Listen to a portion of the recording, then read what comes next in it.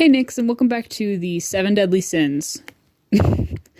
Now, there were 3 of us sitting in the waiting room waiting to hear how Dally and Johnny were. Then the reporters and the police came.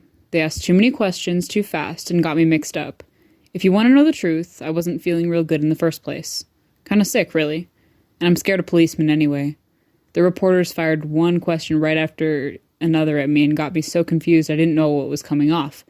Derry finally told them I wasn't in any shape to be yelled at so much, and they slowed down a little. Derry's kind of big. Is he now? I'm sorry. Jesus Christ. Anyway, Soda Pop kept them in stitches. He'd grab one guy's press hat and another's camera and walk around interviewing the nurses and mimicking TV reporters. He tried to lift the policeman's gun and grinned so crazily when he was caught that the policeman had to grin too. Soda can make anyone grin. I managed to get hold of some hair grease and comb my hair back so that it looked a little better before they got any pictures.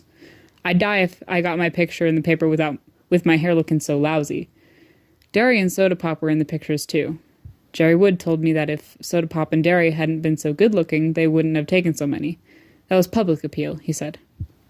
Soda was really getting a kick out of all this. I guess he would have enjoyed it more if it hadn't been so serious, but he couldn't resist anything that caused that much excitement. I swear, sometimes he reminds me of a colt. A long-legged Palomino colt that has to get his nose into everything. The reporters stared at him admiringly. I told you he looked like a movie star, and he kind of radiates.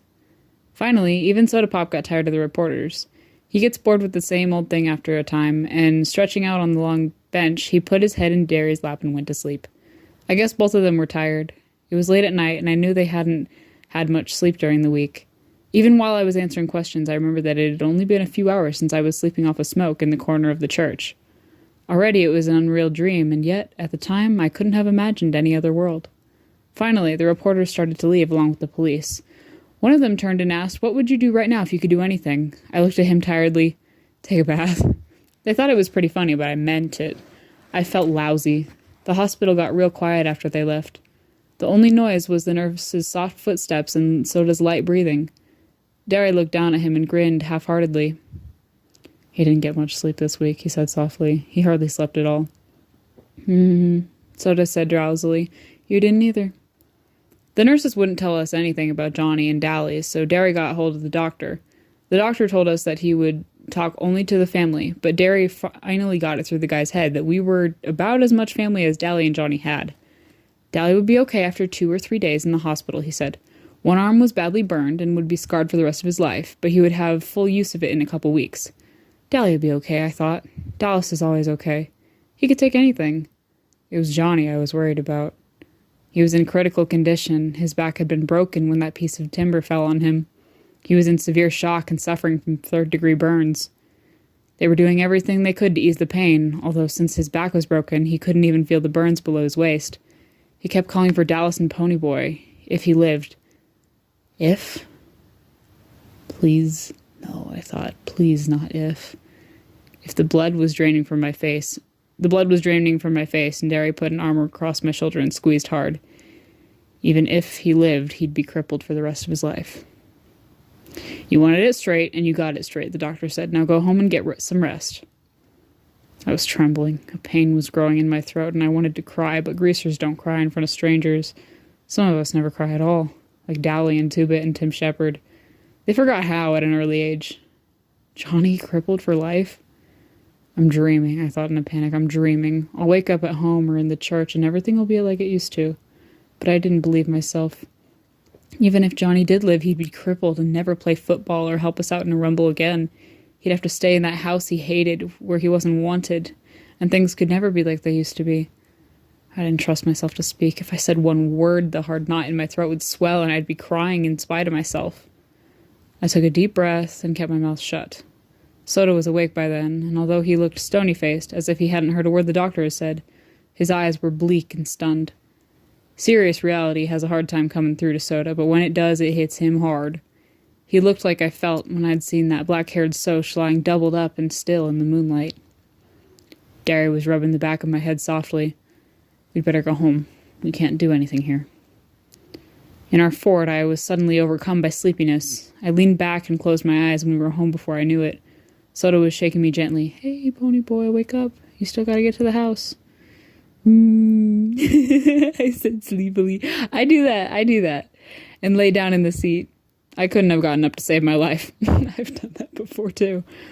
I could hear Soda and Derry, but as if from a great distance. Oh, come on, pony boy, Soda pleaded, shaking me a little harder. We're sleepy, too.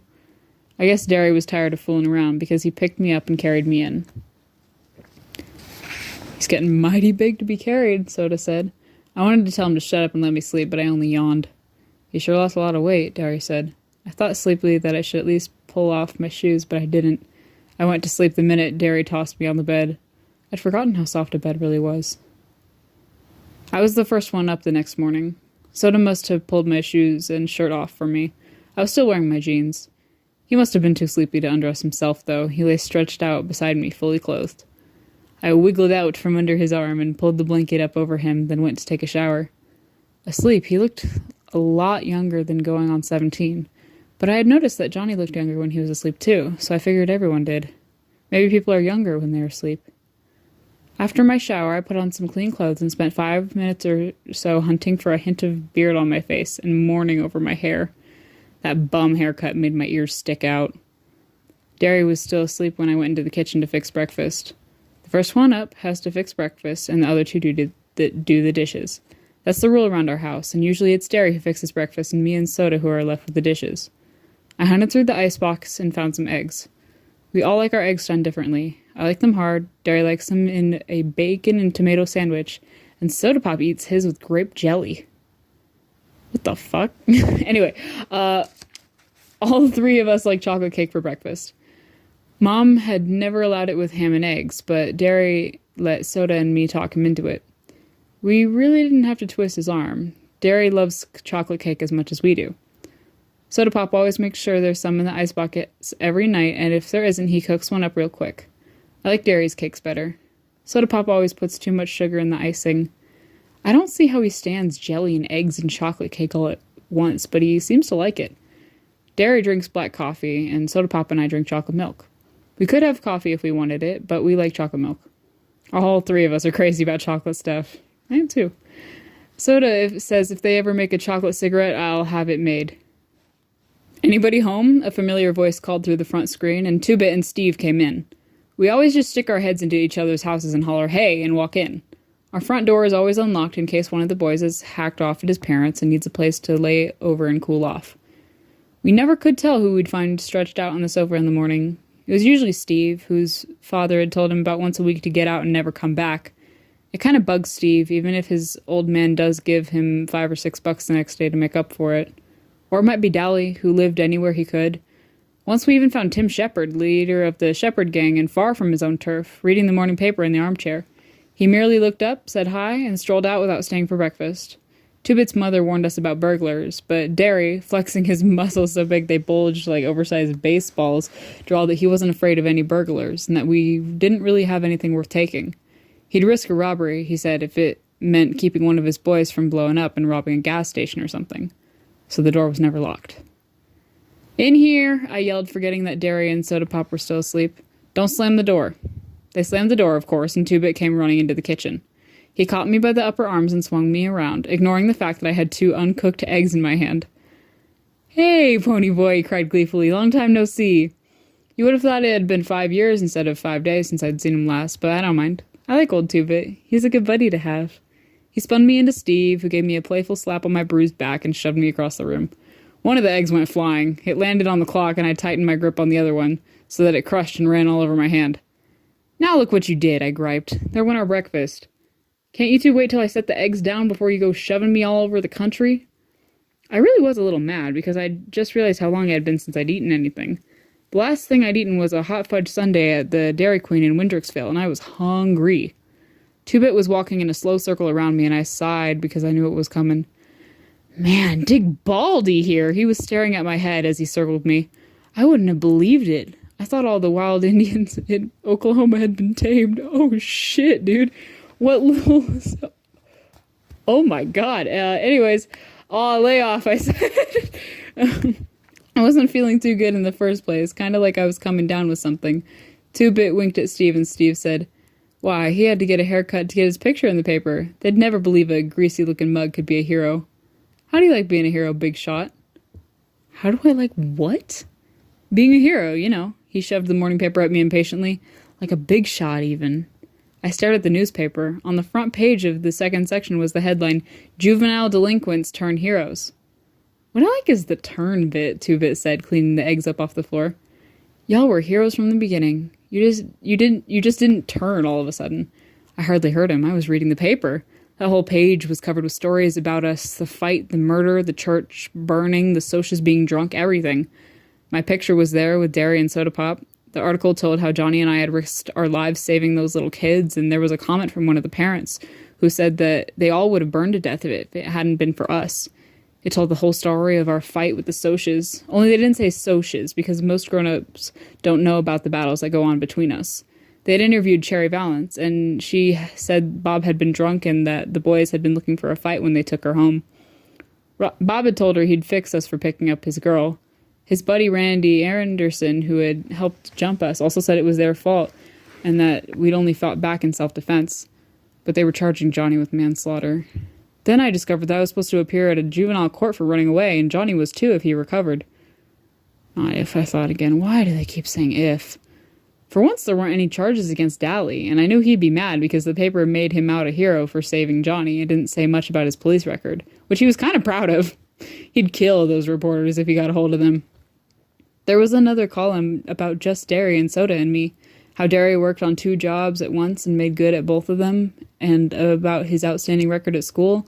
It mentioned Soda Pop dropping out of school so we could stay together, and that I made the honor roll at school all the time and might be a future track star. Oh yeah, I forgot. I'm on the A squad track team, the youngest one. I'm a good runner. Then it said we shouldn't be separated after we'd worked so hard to stay together. The meaning of that last line finally hit me. You mean, I swallowed hard, that they're thinking about putting me and Soda in a boys' home or something? Steve was carefully combing back his hair in complicated swirls. Something like that. I sat down in a daze. We couldn't get hauled off now, not after me and Derry had finally gotten through to each other, and now that the big rumble was coming up and we would settle this Soch greaser thing once and for all. Not now, when Johnny needed us and Dally was still in the hospital and wouldn't be out for the rumble. No, I said out loud, and Two-Bit, who was scraping the egg off the clock, turned to stare at me. No what? No, they ain't gonna put us in a boys' home. Don't worry about it, Steve said, cocksure that he and Soda Pop could handle anything that came up. They don't do things like that to heroes. We're Soda and Superman. That was as far as he got, because Derry, shaved and dressed, came in behind Steve and lifted him up off the floor, then dropped him. We called Derry Superman or Muscles at one time or another, but one time Steve made the mistake of referring to him as all brawn and no brain, and Derry almost shattered Steve's jaw. Steve didn't call him that again, but Derry never forgave him. Derry has never really gotten over not going to college. That was the only time I've ever seen Soda mad at Steve, although Soda attaches no importance to education. School bored him, no action. Soda came running in. Where's the blue shirt I washed yesterday? He took a swig of chocolate milk out of the container. Hate to tell you, buddy, Steve said, still flat on the floor, but you have to wear clothes to work. There's a law or something. Oh yeah, Soda said. Where are those wheat jeans, too? I ironed. They're in my closet, Derry said. Hurry up, you're going to be late. Soda ran back, muttering, I'm hurrying. Steve followed him, and in a second there was a general racket of a pillow fight. I absent-mindedly watched Derry as he searched the icebox for chocolate cake. Derry, I said suddenly, did you know about the juvenile court? Without turning to me, he said evenly, yeah, the cops told me last night. In most modern legal systems, children who commit a crime are treated differently from legal adults who have committed the same offense. Industrialized what the fuck, Siri? I don't know if you can hear that, but Siri just started talking to me. Siri! Shut up! Okay. Anyway, I knew that he realized we might get separated. I didn't want to worry him anymore, but I said, I had one of those dreams last night. The ones I can't even remember. Derry spun around to face me, genuine fear on his face. What? I had a nightmare the night of Mom and Dad's funeral. I'd had nightmares and wild dreams every once in a while when I was little, but nothing like this one. I woke up screaming bloody murder, and I never could remember what it was that scared me. It scared Soda Pop and Derry almost as bad as it scared me, for night after night, for weeks on end, I would dream this dream and wake up in a cold sweat or screaming. And I never could remember exactly what happened in it. Soda began sleeping with me, and it stopped reoccurring so often, but it happened often enough for Derry to take me to a doctor. The doctor said I had too much imagination. He had a simple cure, too. Study harder, read more, draw more, and play football more. After a hard game of football and 4 or 5 hours of reading, I was too exhausted, mentally and physically, to dream anything. But Derry never got over it, and every once in a while he would ask me if I'd ever dreamed anymore. Was it very bad? Two-Bit questioned. He knew the whole story, and having never dreamed about anything but blondes, he was interested. No, I lied. I had awakened in a cold sweat and shivering, but Soda was dead to the world. I had just wiggled closer to him and stayed awake for a couple hours, trembling under his arm. That dream always scared the heck out of me. Derry started to say something, but before he could begin, Soda Pop and Steve came in. You know what? Soda Pop said to no one in particular. When we stomp the So She's Good, me and Stevie here are going to throw a big party and everyone can get stoned. Then we'll go chase the So She's clear to Mexico. Where are you going to get the dough, little man? Derry had found the cake and was handing out pieces. I'll think of something, Soda Pop assured him between bites. You going to take Sandy to the party? I asked, just to be saying something. Instant silence. I looked around. What's the deal? Soda Pop was staring at his feet, but his ears were reddening. No, she went to live with her grandmother in Florida. How come? Look, Steve said, surprisingly angry. Does he have to draw you a picture? It was either that or get married, and her parents almost hit the roof at the idea of her marrying a 16-year-old kid. 17? Soda said softly. I'll be 17 in a couple weeks. Oh, I said, embarrassed. Soda was no innocent. I had been in on bull sessions, and his bragging was as loud as anyone. What the fuck do you mean, bull sessions? The fuck? But never about Sandy. Not ever about Sandy. I remembered how her blue eyes had glowed when she looked at him, and I was sorry for her. There was heavy silence. Then Derry said, We'd better get on to work, Pepsi-Cola. Derry rarely called Soda by Dad's pet nickname for him, but he did so then because he knew how miserable Soda Pop was about Sandy. I hate to leave you here by yourself, Pony Boy, Derry said slowly. Maybe I ought to take the day off. I've stayed by my lonesome before. You can't afford a day off. Yeah, but you just got back, and I really ought to stay. I'll babysit him, Soda Two-Bit said, ducking as I took a swing at him. I haven't gotten anything better to do. Why don't you get a job, Steve said. Ever consider working for a living? Work? Two-Bit was aghast. And ruin my rep. I wouldn't be babysitting the kid here if I knew some good day nursery open on Saturdays. I pulled his chair over backwards and jumped on him, but he had me down in a second. I was kind of short on wind. I've got to cut out smoking or I won't make track next year. Holler, Uncle. Nope, I said, struggling, but I didn't have my usual strength. Derry was pulling on his jacket. You two do up the dishes. You can go to the movies if you want to before you go see Deli and Johnny. He paused for a second, watching Two-Bit squash the heck out of me. Two-Bit, lay off. He ain't looking so good. Pony Boy, you take a couple of aspirins and go easy. You smoke more than a pack today, and I'll skin you. Understood? Yeah, I said, getting to my feet. You carry more than one bundle of roofing at a time today, and me and Soda will skin you. Understood? He grinned one of his rare grins. Yeah, see y'all this afternoon. Bye, I said. I heard our Ford's vroom and thought, Soda's driving. And they left. Anyway, I was walking around downtown and started to take the shortcut through an alley. Two-Bit was telling me about one of his many exploits while we did the dishes. While I did the dishes. He was sitting on the cabinet sharpening that black-handled switchblade he was so proud of. And I ran into 3 guys. I says, howdy, and they just look at each other. Then one says, we would jump you, but since you're as slick as we figure, you don't have nothing worth taking. I says, buddy, that's the truth, and went right on. Moral, what's the safest thing to be when one is met by a gang of social outcasts in an alley? A judo expert, I suggested. No, another social outcast, Two-Bit yelped, and nearly fell off the cabinet from laughing so hard. I had to grin, too. He saw things straight and made them into something funny. We're going to clean up the house, I said. The reporters or police or somebody might come by, and anyway, it's time for those guys from the state to come by and check up on us. This house ain't messy. You ought to see my house. I have, and if you had the sense of a billy goat, you'd try to help out around your place instead of bumming around. Shoot, kid, if I ever did that, my mom would die of shock. I liked Two-Bit's mother. She had the same good humor and easygoing ways that he did. She wasn't lazy like him, but she let him get away with murder. Literally, huh? I don't know, though. It's just about impossible to get mad at him. When we had finished, I pulled on Dally's brown leather jacket. The back was burned black, and the back was burned black. That's a tongue twister. And we started for 10th Street. I would drive us, Two-Bit said as we walked up to the street trying to thumb a ride, but the brakes are out on my car. Almost killed me and Kathy the other night. He flipped the collar of his black leather jacket up to serve as the windbreaker while he lit a cigarette. You ought to see Kathy's brother. Now there's a hood. He's so greasy he glides when he walks. He goes to the barber for an oil change, not a haircut. I would have laughed, but I had a terrific headache. We stopped at the Tasty Freeze to buy Cokes and rest up, and the blue Mustang that had been tailing us for 8 blocks pulled in. I almost decided to run, and Two-Bit must have guessed this, for he shook his head ever so slightly and tossed me a cigarette. As I lit up, the Socias who had jumped Johnny and me at the park hopped out of the Mustang. I recognized Randy Ederson, Marisha's boyfriend, and the tall guy that had almost drowned me.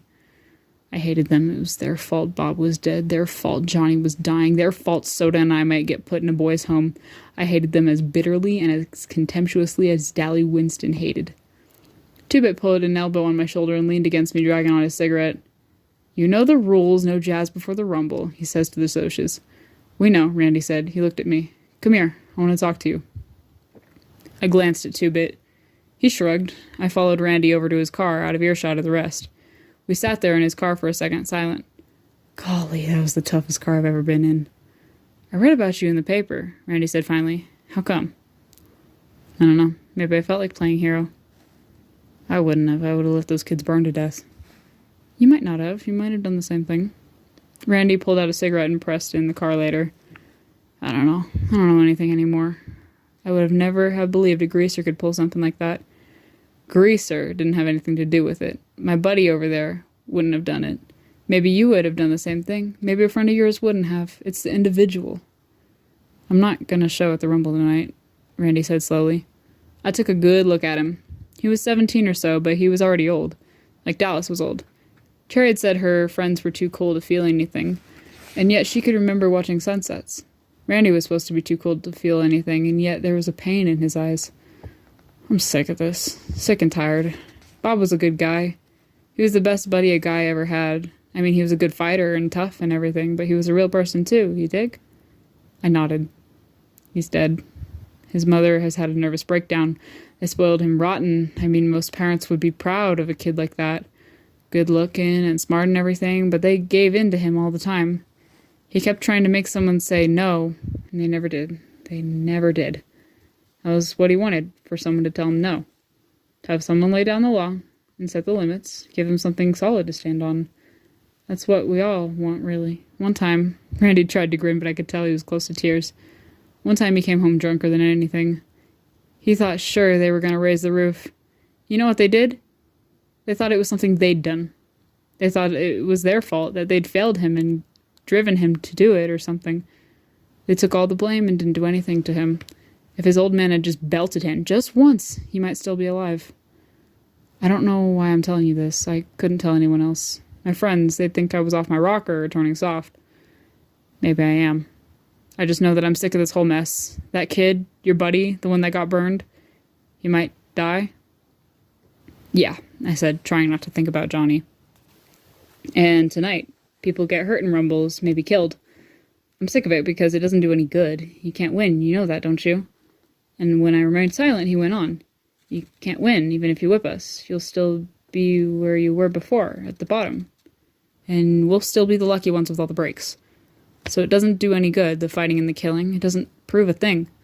We'll forget it if you win, or if you don't. Greasers will still be greasers, and Socias will still be Socias. Sometimes I think it's the ones in the middle that are really the lucky stiffs. He took a deep breath. So I'd fight if I thought it'd do any good. I think I'm going to leave town. Take my little old Mustang and all the dough I can carry and get out. Running away won't help. Oh, hell, I know it, Randy half-sawed, but what can I do? I'm marked chicken if I punk out at the Rumble, and I'd hate myself if I didn't. I don't know what to do. I'd help you if I could, I remember. I remembered Cherry's voice. Things are rough all over. And I knew then what she meant. He looked at me. No, you wouldn't. I'm a Soch. You get a little money and the whole world hates you. No, I said, you hate the whole world. He just looked at me. From the way he looked, he could have been 10 years older than he was. I got out of the car. You would have saved those kids if you had been there, I said. You'd have saved them the same way we did.